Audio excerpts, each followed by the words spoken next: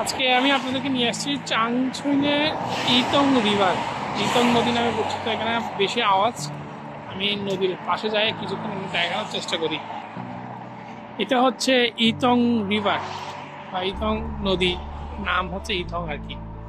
তো এটা চাংছুইন শহরের প্রধান নদী। এটা মাদার অফ রিভার বলা হয় চাংছুইনের জন্য। তো এক সময় এটা অনেক অবহেলিত ছিল, মানুষ এখানে ময়লা আবর্জনা ফেলতো। হ্যাঁ, চাংছুইনের মানুষ তাদের যে বাসাবাড়ির ময়লা, তারপরে বাসাবাড়ির এই পানি, হ্যাঁ ব্যবহৃত পানিগুলো ফেলে এটাকে অনেক দূষিত করে ফেলছিল। এক সময় গিয়ে এটা ওরা বুঝতে পারে, রিয়েলাইজেশন হয় ওদের। তো এরপর থেকে সরকারিভাবে এটা উদ্যোগ নেওয়া শুরু হয়। এই ইতং রিভারের এটা এখানে দেখতেছেন বিশাল বড় পাইপ। এখানে পানি সংরক্ষণ করা, পানি এগুলার পরিষ্কার পরিচ্ছন্ন ম্যানেজমেন্টের দায়িত্বের মধ্যে আছে। এটা একটা এই বলে কেন্দ্র আর কি, ওখানে সবকিছু দেখাশোনা হয় নদীর। এখন নদীর পাশ ঘিরে দুই পাশেই সুন্দর করে সরকারিভাবে এগুলো পার্ক বানিয়ে দেওয়া হয়েছে, যাতে মানুষ এখানে এসে অবসর সময় কাটাতে পারে। অনেক সুন্দর পার্কগুলো। এই যে আপনারা দেখছেন মানুষ এখন সাইকেল চালাচ্ছে, এদিকে কত সুন্দর রোড করে দিচ্ছে দুই পাশেই। ওই পাশ থেকে আমি আসছি এই পাশে, অনেক সুন্দর। এখানে আসে মানুষ মাছও ধরে। এই যে দেখছেন মানুষ মাছ ধরছে। এদিকে নামার জায়গা আছে, আমি নিচে নামি, নিচে নেমে আপনাদেরকে দেখাই। এই যে আমরা আসছি এখানে ইতং রিভারে। ইতং রিভার এটা এখন অনেক গুরুত্বপূর্ণ একটা নদী চাংছুইনবাসীর জন্য। তো এটার দৈর্ঘ্য প্রায় 343 কিলোমিটার। 343 কিলোমিটার প্রায় দৈর্ঘ্য, যেটা মাইলে যদি হিসাব করি 213 মাইল। 213 মাইল। এটা বেশি চড়া না, এটা চড়ার মধ্যে অনেক ছোট, এপার থেকে ওই পার আর কি। প্রস্থের মধ্যে অনেক ছোট হয়, অনেক ছোট, কিন্তু দৈর্ঘ্যর দিক থেকে অনেক বড়।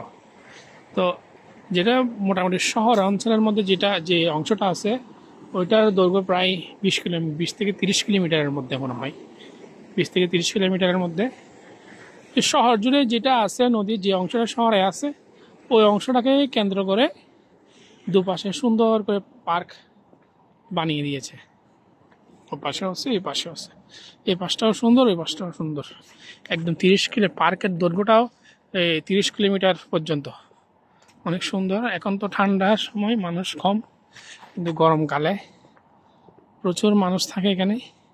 এখনও মানুষ হালকা পাতলা আসে, সাইকেলিং করে, ব্যায়াম করে, তারপরে এখানে মানুষ মাছ ধরে। তো এখান থেকে পানীয় সরবরাহ করা হয় বিভিন্ন কাজে লাগানোর জন্য। এরা সরকারিভাবে পানি সংরক্ষণের ব্যবস্থা আছে, পানি সরবরাহের ব্যবস্থা আছে।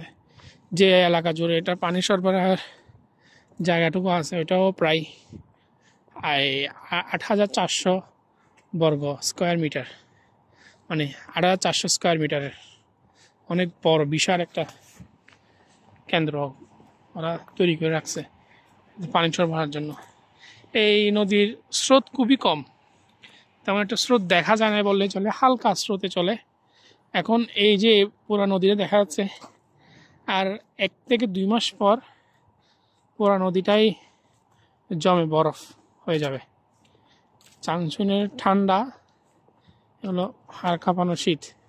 -30 যখন যাবে তাপমাত্রা, এখনও বর্তমানে চলতেছে -5-6, যেখানে অন্যান্য জায়গায় এমনকি আমাদের বাংলাদেশেও এখন 30 ডিগ্রির উপরে তাপমাত্রা, সেই জায়গায় এখানে -6 চলতেছে। এখানে আশেপাশে পাতা দেখা যাচ্ছে, কারণ এখন এখানে ঠান্ডা চলে আসছে, পাতা ঝরে যাচ্ছে। এগুলো প্রতিদিন পরিষ্কার করে করে যা আবার হয়। আমি ওদিক থেকে আসতেছিলাম, ওদিকে দেখলাম অনেক কিছু পরিষ্কার করতেছে। এর যে মানুষ সাইকেল চালাচ্ছে, সাইকেল চালাই শারীরিক কসরত করতেছে আর কি। তো এই নদীটা একদম পুরাই জমে বরফ হয়ে যাবে।